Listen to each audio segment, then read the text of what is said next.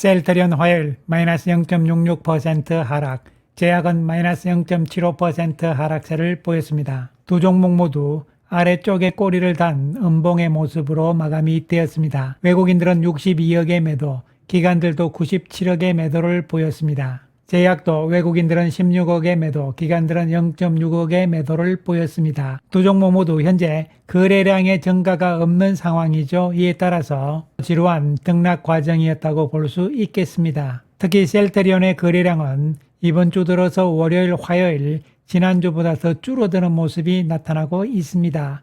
다음 주 실적 발표를 앞두고 극도로 소극적인 분위기라고 볼 수가 있는 것이죠. 셀트리온은 오늘 외국인들과 매도로 인해 가지고 2월 들어서 외국인들은 다시 매도로 전환이 되고 말았고요. 연기금 역시 매도로 전환이 되는 모습입니다. 하지만 전체적으로 거래량의 증가가 없는 상황이기 때문에 특별한 큰 의미는 부여하기는 어렵다, 이렇게 말씀을 드리겠습니다. 한편 셀트리온은 오늘 데노스마 바이오시밀러인 스토보콜로 오센벨트의 유럽 허가를 발표를 했습니다. 시장 규모는 약 9조 원의 시장 규모다, 이렇게 보시면 되고, 이제 유럽에서 앱도저마가 조만간 허가가 나올 것으로 보입니다. 그래서 스토보콜로와 오센벨트에 대해서 정리를 하게 되면요, 골다공증 치료제다, 이렇게 보시면 되고요. 먼저 유럽에서 허가가 나온 상황이고, 미국은 23년 11월에 신청을 해놓은 상태입니다. 자, 그렇다면은 스토보클로와 오센벨트의 경쟁 상황을 살펴보기로 하겠습니다.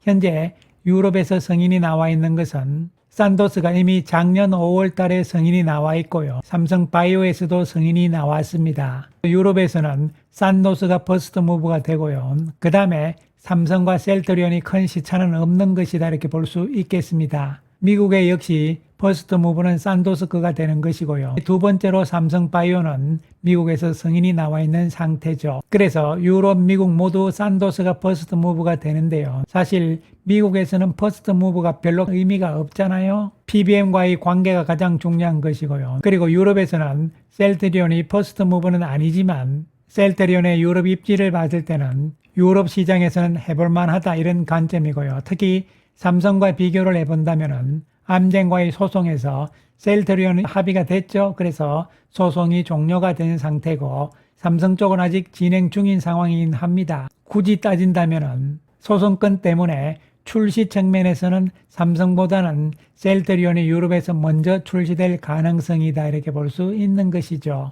이렇게 해서 셀트리온은 신규 제품들이 5개가 출시가 되는데요. 스테키마는 유럽에서 이미 작년에 출시가 되었고, 미국에서는 2월 달에 출시가 될 예정인 것이고요. 그리고 앱도저마는 미국에서는 1월 달에 허가가 나와 있는 상태, 유럽에서도 조만간 허가가 나올 예정이죠. 그 다음에 퍼스트 무브인 옴니클로는 유럽에서 이미 작년 5월에 허가가 나와 있는 상태고요. 아이덴젤트는 지난주 유럽에서 허가가 나왔고, 이번에 스토보콜로와 오센벨트 역시 허가가 나왔습니다. 그래서 앱도저마만 유럽에서 조만간 허가가 나오게 되면요, 셀트리온이 강세인 유럽 지역에서 5개 제품이 모두 허가가 나오면서 올해 내로 출시가 된다, 이렇게 보시면 되는 것이죠. 그리고 오후에는 셀트리온은 코센틱스 바이오시밀러 CDP55에 대해서 글로벌 3상 임상이 시작됐다는 발표를 했습니다. 지난번 미국에 이어서 이번에 유럽에서도 3상에 대한 임상이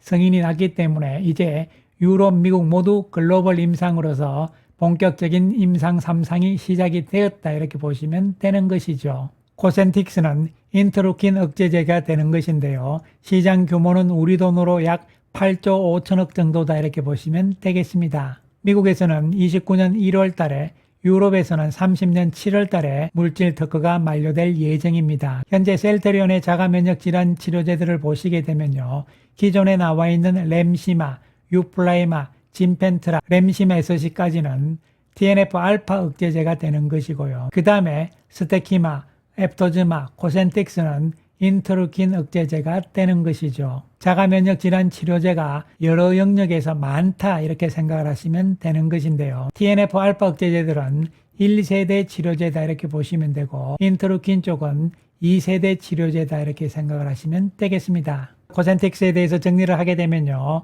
오리지널인 노바티스고요. 그리고 인터루킨 자가면역 질환 치료제다 보시면 됩니다. 24년 8월 달에 미국에서는 임상 3상이 승인이 돼서 시작이 됐고요. 25년 2월 이번에 유럽에서 임상 3상이 승인이 되었다 이렇게 보시면 되는 것이죠. 한편 셀트리온의 차기 바이오 시밀러의 품목들을 살펴보시게 되면요.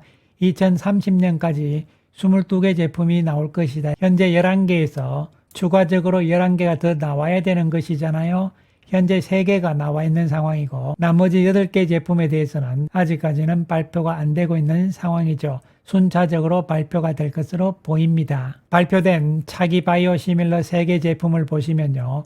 오크레부스가 미국 유럽 임상 3상을 현재 진행 중인 상태고요. 코센틱스의 바이오 시밀러가 유럽에서 3상 승인이 나왔기 때문에 임상이 시작이 됐고요. 미국에서는 이미 작년 8월 달에 3상 승인이 나서 임상이 진행 중인 것이죠. 그 다음에 항암제 쪽에서 블록버스터 1위 제품인 키트루다의 바이오 시밀러 역시 미국에서는 작년 8월 달에 3상 임상이 승인이 돼서 현재 임상이 진행되고 있는 상황입니다. 한편 1월 달에 미국에서의 바이오 시밀러의 처방 실적이 발표가 되었습니다. 먼저 인플릭시맙 쪽에 인플렉트라조 셀트리온인데요.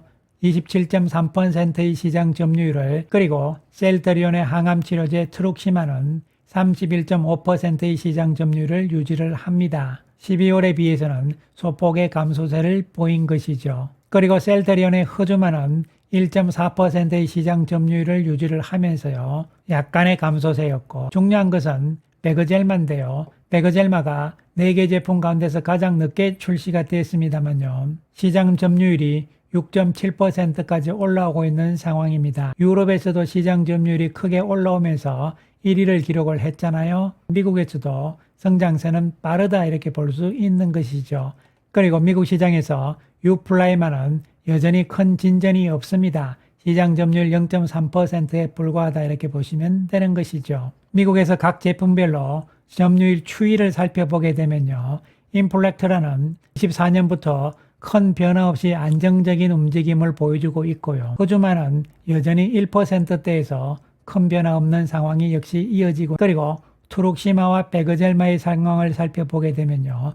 트룩시마 역시 24년부터 해서 30% 전후대 이런 상황에서 꾸준하게 이어지고 있기 때문에 괜찮다 이렇게 보시면 되고요. 그리고 베그젤마의 증가세는 강하게 나타나고 있는 상황이죠. 실적 부분에 있어서 우리가 신제품들만 자꾸 이야기를 했는데요. 기존 제품들도 상당히 중요한 것이잖아요. 램시마는 유럽에서도 잘 나가고 있고요. 미국에서 인플렉트라라는 이름으로 안정적으로 매출액이 이어지고 있다 이렇게 보시면 되는 것이고요. 허주마는 유럽과 일본에서는 괜찮습니다만 미국에서는 1%의 시장 점유율로 그대로 유지가 되고 있는 상황이고 트룩시마는 미국에서 31% 전후대의 시장 점유율을 꾸준히 유지를 하면서 안정적인 실적이 나오고 있습니다. 유럽에서 램시마에서는 괄목할 성장이 이어지고 있는 상황이고요. 유플라이마는 유럽에선 좋은 성적이 나오고 있는데 비해서 미국에서는 성적이 안 좋다 이렇게 보시면 되고요. 베그젤마는 유럽과 미국에서 모두 성장세가 두드러지게 나타나고 있는데 특히 유럽 시장에서는 제일 늦게 출시됐음에도 불구하고 시장 점유율 1위로 올라서고 있는 베그젤마가 되는 것이죠. 그리고 진펜트라의 미국 실적은 지금부터 우리가 추이를 살펴볼 필요성이 있는 것이죠. 그래서 이러한 기존 제품들과 일부 신제품들을 포함해서 24년 실적 발표가 나오는 것이 이제 25일 날 실적 발표가 나오잖아요. 오늘이 D-7일째였는데요. 오늘 지났으니까 이제 D-6일째로 접어들고 있는 상황. 거래 일수로 봤을 때는 5거래일이 지나면은 실적 발표가 나오는데 문제는 25일 날 장 끝난 이후에 발표를 할 것인지 아니면은 25일 장 시작 전에 발표할 것인지 이런 부분인데요. 그동안 통상적으로 셀트리온은 장 끝난 이후에 발표를 했었죠.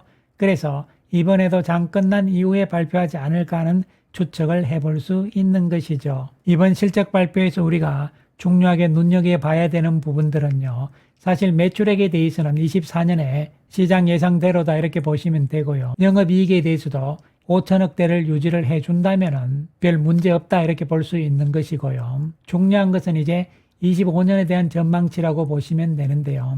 영업이익에 대한 전망치가 중요하다고 볼 수 있는 것이죠. 실적 발표를 하게 되면 그 이후에 정권사들이 25년에 대한 전망 프리뷰 보고서를 내거든요. 거기서 25년 전망치의 숫자들이 어떻게 나오느냐, 특히 영업이익의 숫자가 어떻게 나오느냐가 중요하다고 볼 수가 있는 것이죠. 현재 시장의 컨센서스는 25년 실적에 대해서는 영업이익은 1조 4천억 대입니다. 합병 이전 영업이익의 2배 이상의 증가가 나올 가능성이기 때문에 의미가 있는 것이죠.